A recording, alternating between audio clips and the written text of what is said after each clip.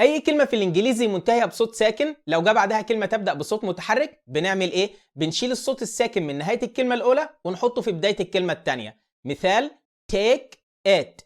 take منتهيه بصوت ساكن اللي هو صوت الكي، جه بعدها it ودي تبدا بصوت متحرك اسمه short I. هتعمل ايه؟ هتشيل الكي من نهايه الكلمه الاولى وتحطها في بدايه الكلمه الثانيه وتقول take it. take it. مثال تاني just in. just منتهية بصوت T وده صوت ساكن، جاء بعدها in بدأ بصوت متحرك اسمه short I، نفس الصوت المتحرك اللي في كلمة it. هتعمل ايه؟ هتشيل التي من نهاية الكلمة الأولى وتحطها في بداية الكلمة التانية وتقول Justin.